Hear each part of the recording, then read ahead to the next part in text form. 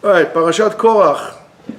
This week, if you want to look at things, you don't really have to work so hard to associate what says in the parasha to very practical things and very actual things that we have that's going on. The main part of this parasha, Parashat Korach, deals with issues of leadership. Of course, all leadership is not only just for leaders; it's also for how you're going to lead yourself. But that's beyond this. Everything is a leadership, and the parasha deals with two different types of leaders. And by really looking deep into the differences between the style of leadership of Moshe Rabbeinu to the leadership of Korach, we could learn, we could hope, we could pray that our leaders and our leaders here and the leaders of Am Yisrael will really follow the appropriate model for leadership, which is a leadership that gives, influences, and always looking for the best thing, especially for Am Yisrael.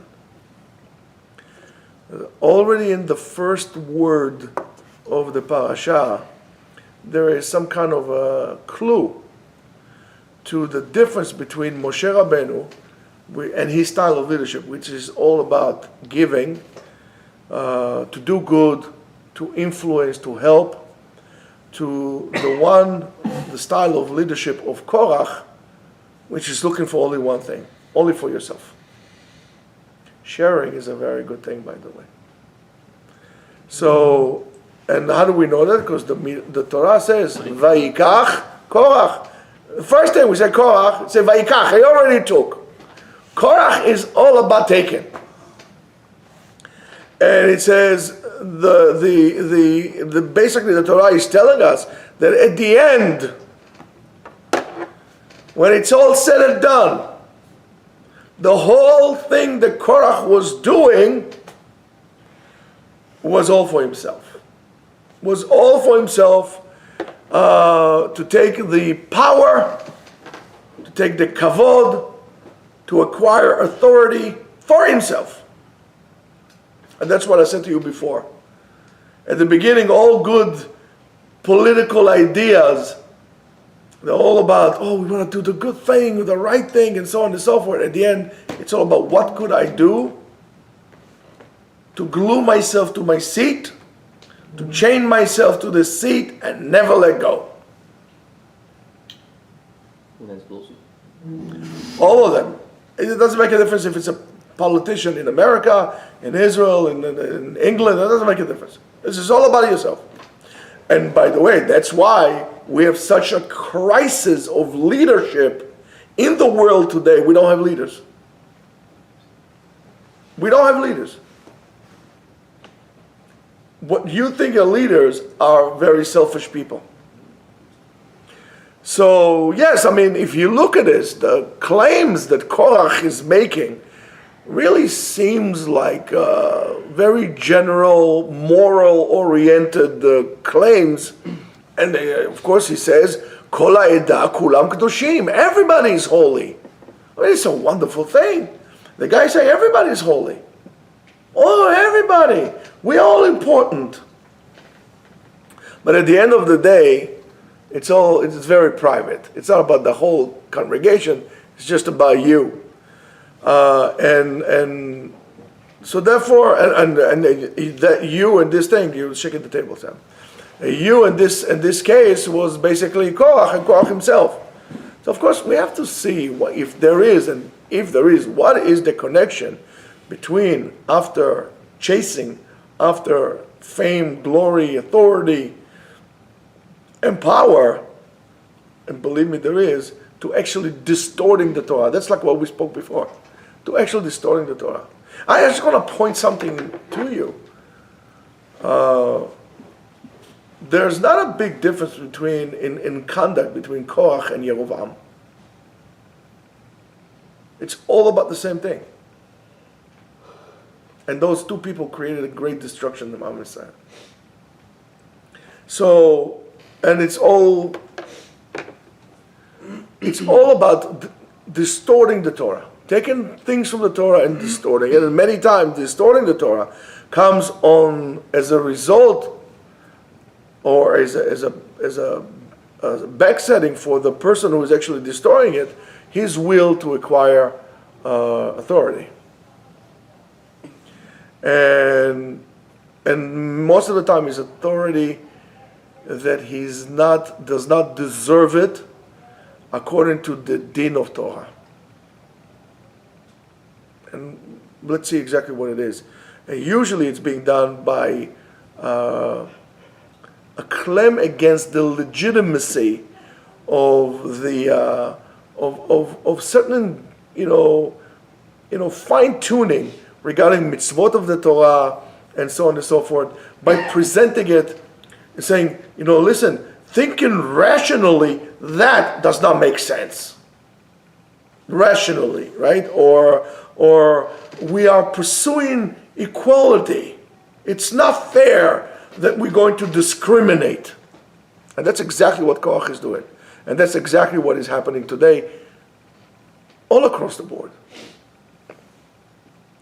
And by doing so, the ones who makes the claim is trying to prove to the people or to the crowd that listens to him that he is the one who is appropriate for greatness, even though the Torah claims the other way around. When you start telling the people what they want to hear, rather than what they want, what they need to be, or what they need to hear, you are betraying that concept that's called a leader. You're not a leader. You are a comedian, you are a salesman. A leader, you're not.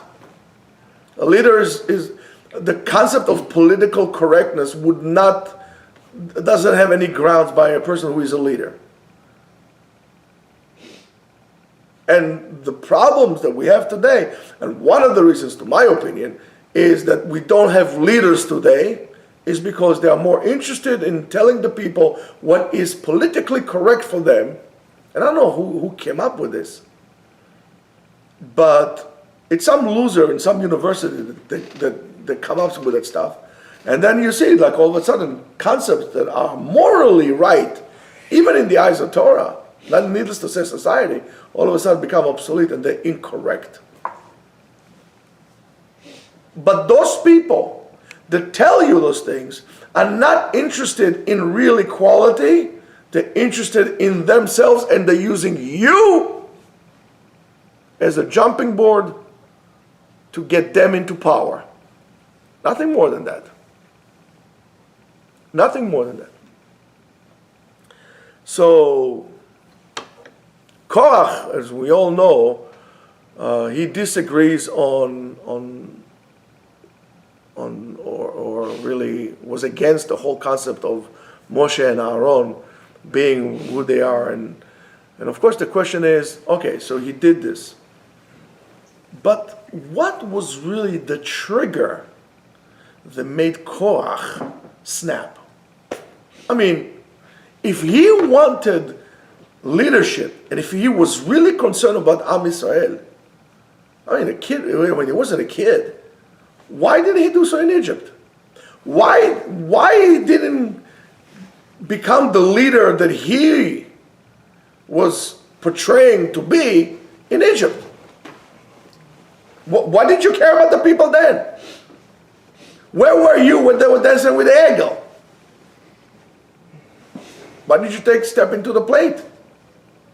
How about the Meraglim? I didn't hear Korach saying anything. Did you? I didn't hear. I don't know. Maybe in my Torah it doesn't appear, maybe in parentheses or something, footnotes. But I don't know. I've never seen Korach. He sees the moment and he's trying to seize opportunity to place himself in. By how? By putting wedges in something that we all know. Well, Moshe and Aaron are the leaders. Mm-hmm. Of course, what was the trigger? What made Korach snap? What made Korach snap? What made Korach snap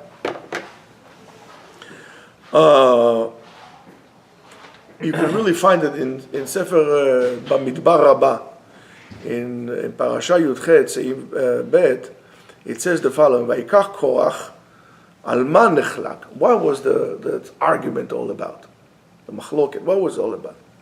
Al yedei Elitzafan ben Achi Aviv. Elitzafan, the son His brother.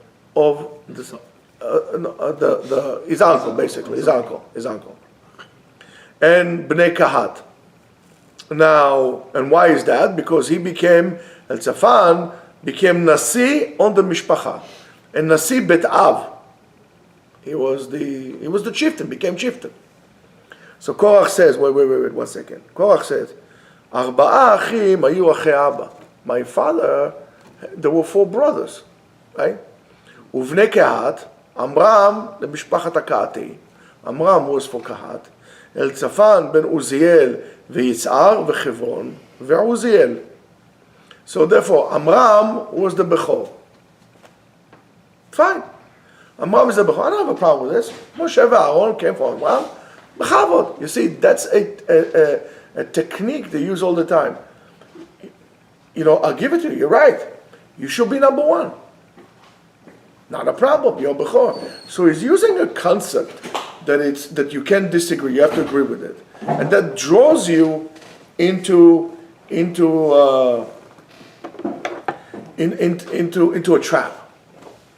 Like, for example, somebody says, I'm against this and this and that, this kind of a behavior. Somebody comes and says to you, I agree with you 100%, I see. But what would you have done? Would you say the same thing if that was your son? So, well, so how can you be, that's how they trap you. They always bring you into that in a personal matter, and then you can argue. And that's exactly what he did. So he says, okay, so Amram was the Bechor. Terrific, not a problem. So therefore, Aaron Beno got the Gdula, he became there, but Moshe the Malchut, Kahuna the Malchut. I'm okay with that. But he says the following: who needs to be really next kin in line? So he says, right? Isn't it the second one? I mean, if we go like this, the first one got it, I'm okay with it. So if we're going by your logic, that you got Moshe and Aaron, you got your position because your father Amram was, it's logical, was the Bechor, I agree with that. So who should be second? The second, right? And who is the second? Right? Uvnei Kahat, Amram v'Yitzar. He says, and I am the son of Yitzhar, and I should have been the Nasi on my mishpacha, on the part of my tribe.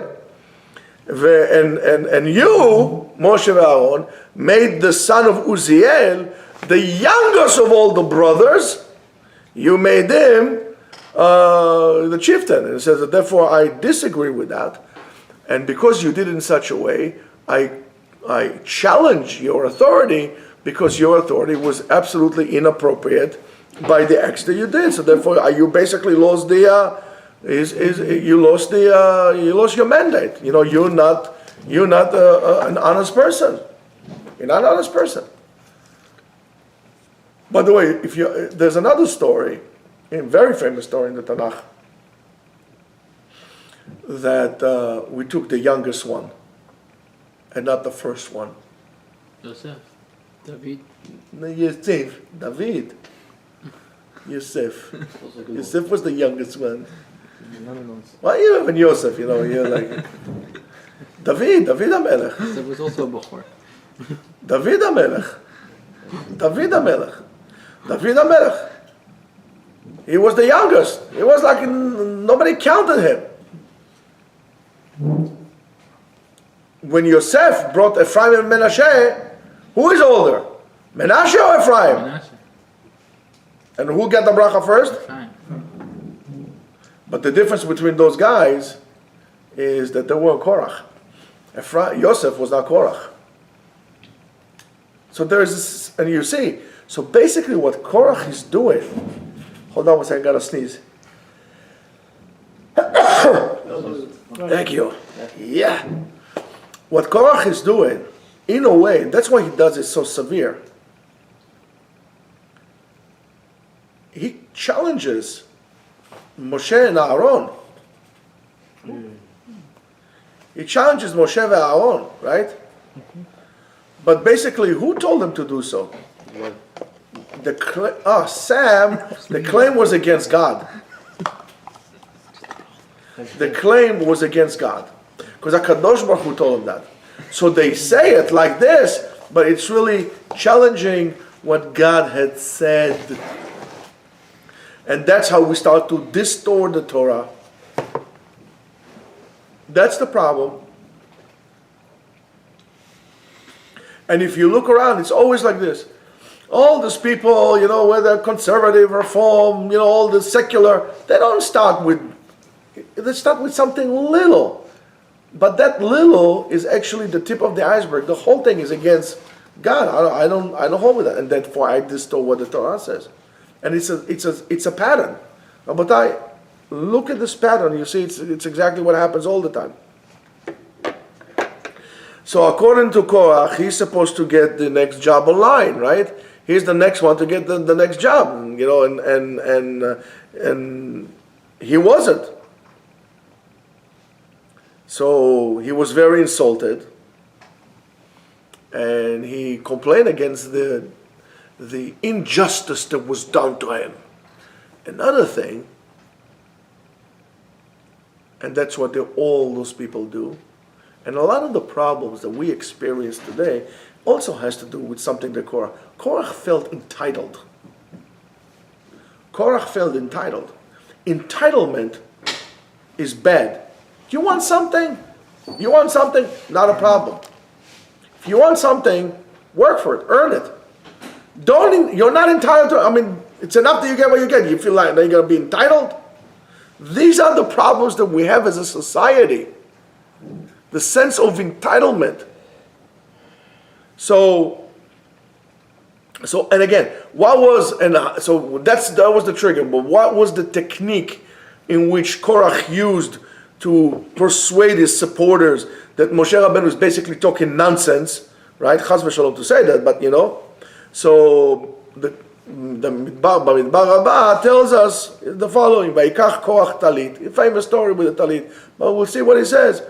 מה כתוב למעלה, מה העניין, ועשו להם ציצית, and they made ציצית, the thing, קפץ קורח ואמר למשה, קורח jump and says, hey, wait, 1 second, Moshe, I had enough for you, just 1 second.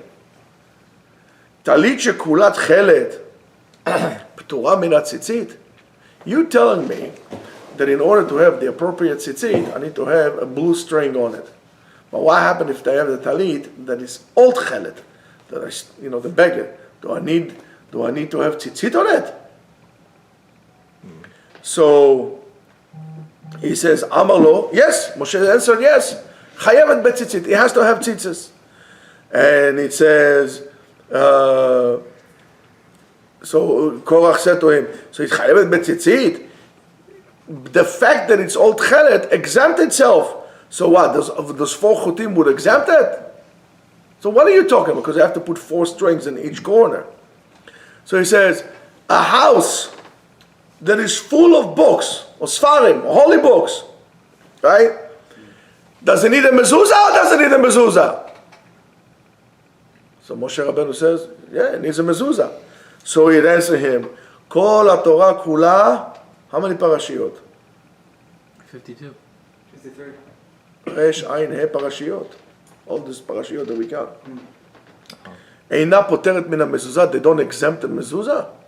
It says, Amar lo, chayav ha-mezuzah. So it says, parasha achad sheba-mezuzah, poteret et kol habayit, and the whole sfarim that I have don't? You're talking nonsense, Moshe Rabbeinu. So he says, dvarim elu lo nitztaveta alehen. This is not what you commanded. So now all of a sudden, Korach became God's protector. Right? You making them up. Hu dichtiv vayikach Korach. Because it says vayikach Korach. And vayikach ela lashon pliga. Pliga means machloket. He started to divide. Shelibo lakacho, his heart made him, because he felt entitled. So Korach asking Moshe Rabbeinu, if a whole entire beggar is patur, and Moshe tells us yes, right? And the same thing about the house is full of books. Why do I need a mezuzah to it? So what is happening here? In a way, Korach comes in a presentation of democracy, right? And he says, "Vayikhalu al Moshe ve'el Aaron." They all gathered around Moshe ve'Aaron. Vayomu aleim, and they said to them, "Rav lachem ki kol ha'eda kulam kedoshim uvetocham Hashem umadua titnasu al Am Yisrael." It's a democracy here. But you set here the laws. Who are you to set the laws? Let's take a vote. Let's take a vote. Imagine somebody would tell this to the founding fathers. Wait. Amendments, Constitution. Who are you? Let's take a vote what we want. So the first Democrat was Jewish? In theory, yes, but democracy is, okay, I'll take you this offline. So what is really the mistake of Korach? I mean, isn't it if he's not right about that he has to be the Nasi, and regarding the beged shekulot chelet, if you think about it, Korach is really right. Hold on a second, let's look at it. Korach is right. He's the Nasi, he's the second one. He should have been the Nasi. He is the second in line, should be the Nasi. If the chelet exempted the rest of the four corner garment, so if I have a holy tight chelet, so that chelet is doing that, right? That chelet is the one exempted tzitzit. So if a talit shekulat chelet, patur. If I have to have a tzitzit, the parasha of the mezuzah of Shema Yisrael, and I have a Sefer Torah in my house, do I read the mezuzah? Well, there's a Shema Yisrael there. So Korach is right. If Korach is right, so what exactly is here? So in a way, Moshe Rabbeinu is the fanatic. Moshe Rabbeinu is the one who says things that are absolutely not logical. And Korach is right. And 1 second, but what does this have to do with all seeking honor and power and so on and so forth? So, in order to say that I don't understand something, I don't understand. A person really needs to be anav, he needs to be humble. And that's what I tell you many times. If you don't understand, say, I don't understand. And you're entitled not to understand. But never say you understand when you don't understand. Because first of all, it's a lie. And second, you're never going to understand like this. And it shows that you're arrogant. So I'm sorry, I don't understand. Can you explain to me? So to say I don't understand, you need to be a humble person. And to understand that, and to say it, and to acknowledge it, is to say that I'm not perfect, and I'm limited, and this is exactly the exact opposite from a person who seeks honor, kavod, authority, and so on and so forth. And you could see, because Moshe Rabbeinu, when HaKadosh Baruch Hu wanted him, he says, Dani, lo רוצה.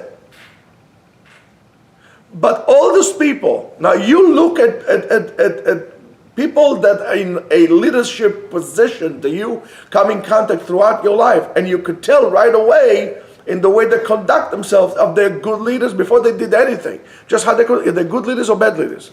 If a person is always looking for kavod, always looking for honor, you know he's a bad leader without even seeing anything that he does. Just that. And that's something that you need to really internalize. Next time you cast a vote, don't look at slogans. Don't look for celebrities. Stay away from them. Look at somebody that's saying something of content and willing to do things. So Moshe, and you see it, Moshe Rabbeinu leaves all the pleasures and all the dulce vita that he had in the Egyptian palace, while Korach just looking the other way around. He looking for authority. Hey, it's good to be the king. Sounds like Mel Brooks, but it's good to be the king. Again, Mr. Korach, you wanted leadership, it was open before Moshe came. Where were you? Where were you? Now that you see the benefits, now you want to be a president and a C? What is this? I never heard a word from you. And that concept is a very poor testimony to the level of leadership worldwide today. Maybe some exception here and there, but overall, the type of leaders we have, it's horrific. And that's why everybody goes whichever way they want, because there's no guiding authority to guide them to where they need to be. It's like in Rome. The barbarians were knocking down on Rome's gate, right? And what the Romans were doing? Okay, go out, get your swords and fight. Eating, having orgies, food, and what's the name? Gladiators fighting. They supplied the people, and the Roman leadership supplied the people with that, with those free entertainment, so they will rebel and throw them out. I think you can do the same analogy today also. And we said Moshe ran away from leadership and he didn't want it. And only when he directly requested by Hashem, like Hashem put him to the corner, right, to take Am Yisrael from Mitzrayim, and he still said, you know what, can you find somebody else? I really don't want it. He said, Shlachna bayat tishlach. And when he was only forced, really, with his back to the wall, he says, okay, fine, I'll do it. And it's not because Moshe Rabbeinu was afraid of taking step into the ring and do the right thing. It's not because of he was lazy, chas v'shalom. I mean, you saw what he did to the Egyptian. He saw something wrong, he went to it. He didn't care of doing the right thing, but there was something different. Moshe Rabbeinu, wants to. I mean, from young age he's doing that. He really wants to. He says it's not for me. I'm not a leader. I don't want to do it. Why do I need this? It's dangerous. So he didn't want to do it. So Moshe leaves everything like this, and once he got it. And don't forget, Moshe Rabbeinu was a shepherd. There's something to be a shepherd. And that's, by the way, one of the ways they want to validate Jesus as a Jewish savior by making him a shepherd. One time he was a shepherd, one time he was a carpenter, or whatever it was. But all the forefathers of the nation were shepherds, the people who took care of others, of weak from themselves. They didn't put themselves first, they put everybody else first. And Moshe Rabbeinu was the same thing. Moshe Rabbeinu was busy in giving. And when Yitro came to him, he was falling off his feet dealing with his people. It's not because he was micromanaging the people. He says, I have to give to my people. So Yitro says to him, Habibi, you're going to collapse. You can't do that. Even you, Moshe Rabbeinu, you're going to collapse. You're going to take yourself some time off. Moshe wants to give. Where Korach says, give to me. Moshe gives, and Korach says, you give. He said, I'll give you, and he says, you'll give me. It's two different things. Two completely different things. And that's why Korach wants to do a coup and throw Moshe and Aaron over. And that's why he's gathering the people around against Moshe and Aaron. And if you look at this, really, the such fundamental difference, maybe the peak of how Moshe conducts himself as a leader comes when we did Parashat Ba'alotcha, when two things. First of all, when we talked about Eldad and Medad, right? There's two prophets. Yeshua comes to him and says, listen, they're prophesying. So Moshe said to him, I wish everybody would be prophets. I don't need to be the only prophet. Everybody should be prophet. Let them. So Yeshua said to him, but they will take your importance as the main pipeline of. He said, it's okay. Let everybody become the pipeline. It's okay to share. It's like those people who they want they're going to make sure that the whole congregates are going to still stay on Me'aratzot because they don't want Chas v'Shalom somebody to challenge them with a question they can't answer. A person like this should not be a rabbi. Should step down. Teach the people. And the more you teach, the more Kadosh Baruch Hu will give you. So you don't have to worry about it. But Korach doesn't understand that. And the same thing when he tells to HaKadosh Baruch Hu, please, erase me from your book. Most people want to be written in the books of history to create a legacy for their names. Look at Menachem Begin, or Arik Sharon, or Yitzhak Rabin, or all those people. They gave everything they had. They gave everything. They gave the land and they sold the people for their names. And they want to have peace. All of a sudden, everybody wants to have peace. They used to call them the Korbanot HaShalom, the peace sacrifice. People, you should do what's right for the people, even if you don't get elected. Even if the United States is barking at your neck, say, excuse me, that's my people. I got to do what's good for them. Now, how are you going to do a photo op with this president or with this prime minister? It's all about the pictures and so on and so forth. So you can walk in every government office and see a picture hanging in there. It's not about that. You are not for nothing in English. We call these people public what? Servant. You need to serve the people. But to those people, the concept of public servant means that the public is my servant. Not I'm serving them, they need to serve me. The concept of those people is that I'm the only smart one and everybody else is an idiot. And the only time you're smart is when you vote for me. I think everybody, there are geniuses out there in the world. People are smart. Deal with them on that level. Don't be afraid. And especially now, Am Yisrael is in a very, very a delicate time. There's a lot of switching from this one and switching to that one. This prime minister is gone. This one is over. It's like a tag. It's like in football. You have the defenses coming out, and then you have a quarterback coming out. It's like, what is this, a joke? It's a nation. It's the fate of millions of people, not only in Israel, throughout generation, and your decisions. You don't take it so lightly. This is not a joke. And in America also, there's going to be elections soon. We have to think very, very carefully. Don't go into parties. I'm not saying do not vote along party lines. Don't vote for parties. Vote for the right ideas, for people who are willing to roll the sleeves and work hard. Don't vote for a person that you know that all he wants to do is to get Air Force One and fly around the country and tell you that you have to drive a plug-in. I want them to make Air Force One a plug-in. Mm-hmm.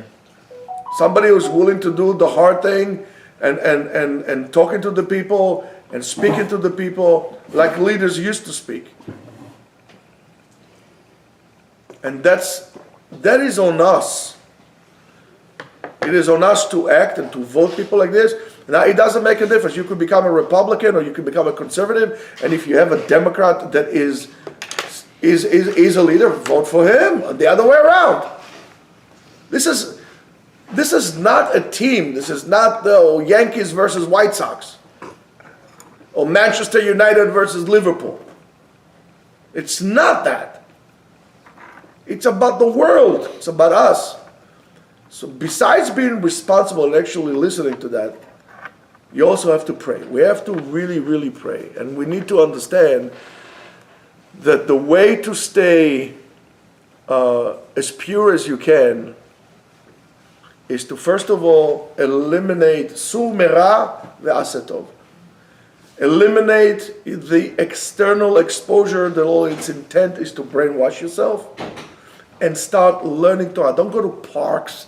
Now you're on vacation. Don't go to parks and trips and other things that are going to make you lose control. I never took my kids to any amusement park ever.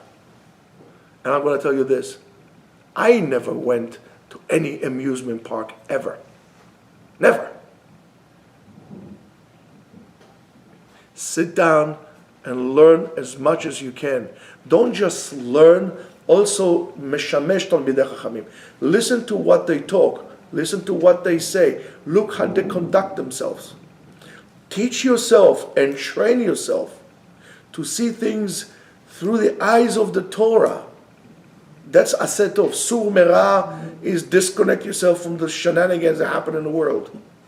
Aseh tov is to learn to see, serve talmidei chachamim, yitzek mayim al yadeim, pour water on their hands so you could see how they conduct themselves. It's much more important than going to camp. It's much more important than making measly dollars, because that would change your outlook of life.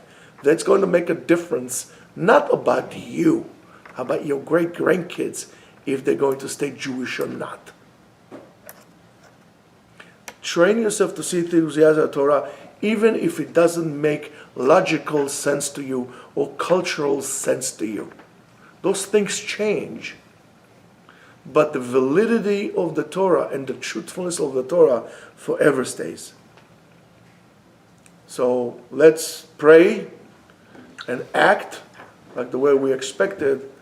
And if you have a person who likes to put wedges in Am Yisrael for his own thing, you need to be able to speak up, eradicate, and do not be afraid. Lo tagur bifnei ish. Don't be afraid of anyone. Shabbat shalom.